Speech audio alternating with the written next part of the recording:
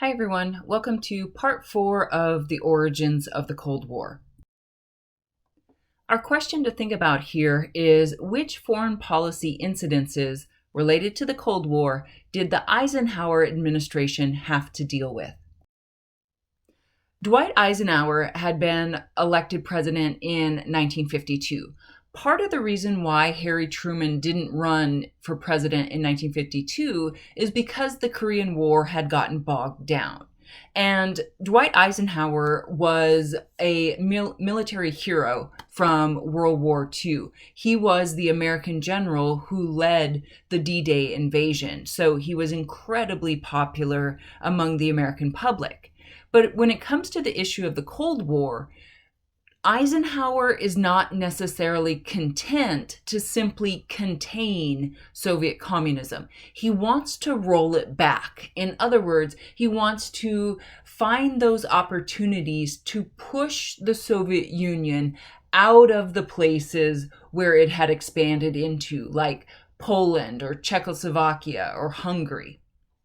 The strategy that Eisenhower is going to take is referred to as massive retaliation or brinkmanship. So the idea of massive retaliation is anytime the Soviet Union steps out of line, we push back very, very hard. We have a massive retaliation.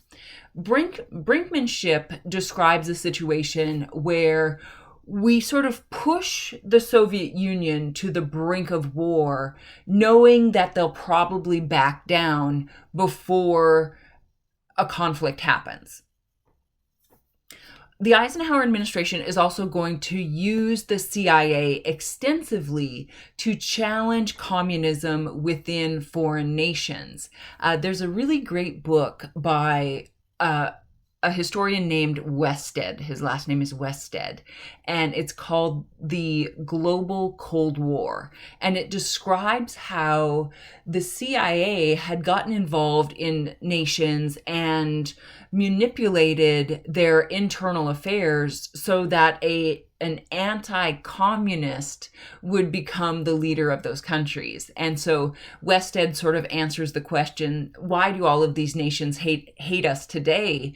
It's because we got involved in their internal affairs during the 1950s and 1960s. In 1953, Joseph Stalin died. And after a series of leadership changes, this man, Nikita Khrushchev, came to power in the Soviet Union. During a speech, Khrushchev criticized some of Stalin's harshest policies, but that created a problem because the people of Hungary, which was considered to be one of these Soviet bloc countries, one of these satellite nations in Eastern Europe, the Hungarians took this as a sign that the Soviet Union was going to ease up on their control of these Eastern European nations. Most Hungarians were extremely dissatisfied with the communist governments that had been put into place by the Soviet Union. And so they want to overthrow this government. And it seems like Nikita Khrushchev is willing to let that happen. Plus, when you take a look at the kind of language coming out of the Eisenhower administration, it seems to be a very tough posture of standing up to the Soviet Union. So the thought was, even if Khrushchev doesn't let us go peacefully, then the Americans will come to our aid. So in 1956, many Hungarians rose up in revolt against their communist government. But Nikita Khrushchev brings in thousands of Soviet troops and tanks and crushes the revolt. Meanwhile, Eisenhower does nothing. The problem was that Eisenhower had taken this very tough language in his dealings with the Soviet Union, but when it came right down to it, it just wasn't going to be possible for the United States to roll tanks into Hungary. I mean, that would have started World War III. So it's almost as if Khrushchev called Eisenhower's bluff. A couple of other incidences in the Eisenhower presidency related to the Cold War. The first is going to take place in 1960. A U.S. spy plane called a U-2 spy plane had been flying over Soviet territory, and it was shot down. Khrushchev and Eisenhower were supposed to be meeting at this Paris summit to discuss how do they ease the tensions of the Cold War. And when Eisenhower is confronted with this incident, he tries to claim that it's a weather plane that must have drifted off course and then been shot down by the Soviet Union. But the problem was that the Soviet Union had captured the American pilot alive. His name was Francis Gary Powers, and he had been paraded on Soviet television for all the world to see. So Eisenhower wasn't able to argue any longer that this was a weather plane. And so the U-2 incident is going to dramatically increase tensions between the United States and the Soviet Union as we go into the decade of the 1960s. The other thing that's going to happen here during Eisenhower's administration is that there's going to be a rebellion in Cuba. In fact, it's a revolution.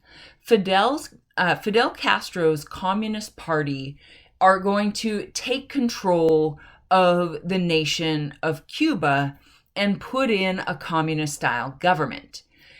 He is going to seek support from the Soviet Union in order to maintain his authority. Now, something interesting about Fidel Castro is that he is not necessarily a true believer in the communist system like other Cubans would be, like Che Guevara and others. Fidel Castro sees communism as a vehicle. He hates the United States, and this leads him to become communist so he can use the friendship of the Soviet Union to resist American influence in Cuba.